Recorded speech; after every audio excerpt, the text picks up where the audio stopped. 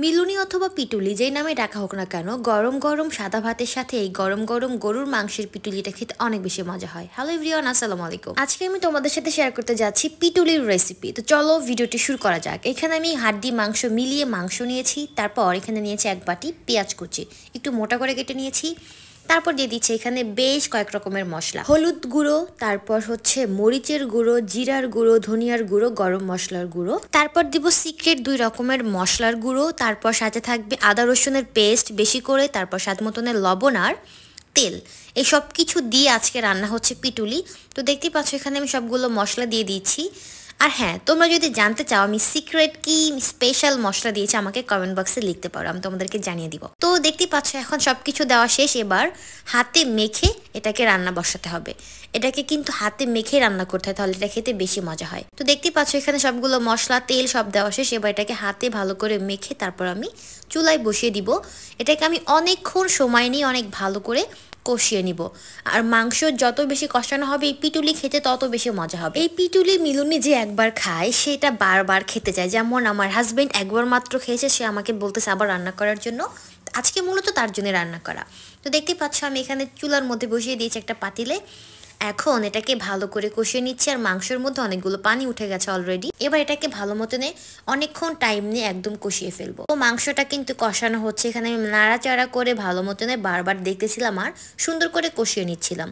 এটা কষানো হয়ে গেছে। এখন এর মধ্যে আমি দিয়ে দিচ্ছি অনেকগুলো পানি দিচ্ছি অনেক বেশি করে, কারণ এর মধ্যে একটা সিক্রেট ইনগ্রিডিয়েন্টস দিতে হবে, এটা ছাড়া পিটুলি একদম হবেই না। তো দেখতে পাচ্ছ এখানে বেশি করে পানি দিয়ে দিলাম। এবার চলো রেডি করি সেই সিক্রেট ইনগ্রিডিয়েন্টস, যেটা ছাড়া পিটুলি কখনোই সম্ভব না বানানো। তো দেখতেই পাচ্ছ পানি তো বলক চলে আসছে। এবার একটা বাটির মধ্যে আমি নিয়েছি এখানে আতপ চালের গুঁড়ো। এবার এর মধ্যে আমি দিয়ে দিব পানি, তারপরে চামচ দিয়ে ভালো মতন এটাকে একদম লিকুইড করে ফেলবো, একটা ব্যাটারের মতো রেডি করব। তারপর সেটাকে আমি আমার এই গরুর মাংসের যে ঝোল বা তরকারি বলো সেটার মধ্যে আমি দিয়ে দিব।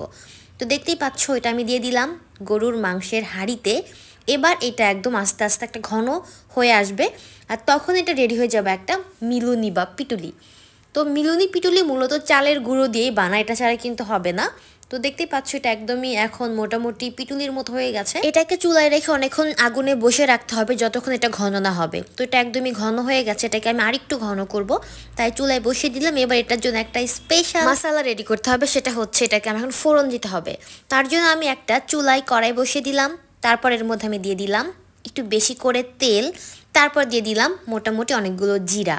আস্ত জিরা দেওয়ার পর আমি এর মধ্যে দিয়ে দিচ্ছি কাঁচা পেঁয়াজ আর রসুন কুচি। এবার এগুলোকে আমি একদম ভালো মতনে কড়া করে ভেজে নিব। যখন এটা ব্রাউন কালার হয়ে যাবে তখন এটা একদমই রেডি হয়ে যাবে। তো দেখতেই পাচ্ছ এখানে ভাজতে ভাজতে এটাকে একদম কড়া করে ফেলেছি, ব্রাউন কালার চলে আসছে। এবার এটাকে আমি দিয়ে দিব সেই মিলুনি পিটুলির হাঁড়িতে। ব্যাস হয়ে গেল আমার অনেক বেশি ইয়াম্মি মজাদার বিখ্যাত একটা কি বলে পিটুলি মিলুনির রেসিপি। দেখতেই পাচ্ছ এটা একদম রেডি। এটাকে আমি এখন চুলায় বসিয়ে ঢাকনা দিয়ে ঢেকে রেখে দিব, একটু দমে রাখবো এটাকে। এটা একদমই রেডি। এবার গরম গরম ভাতের সাথে গরম গরম গরুর মাংসের পিটুলি দিয়ে দুপুরের খাবারটা মেনলি খাওয়া হবে। তো দেখতেই পাচ্ছ এটা দেখতে কিন্তু অনেক বেশি ইয়াম্মি ইয়াম্মি লাগতেছে। আর আমি প্রথমবার রান্না করছি, প্রথমবারই একদম পারফেক্ট হয়েছে। এটা খেতে অনেক বেশি মজা হয়েছে। আমি প্ল্যান করছি নেক্সট টাইম আমার বাপ চাচাদেরকে এটা রান্না করে খাওয়াবো, কারণ এটা বাপ চাচাদের ঐতিহ্যবাহী খাবার, তাদেরকে একদিন রান্না করে খাওয়াবো।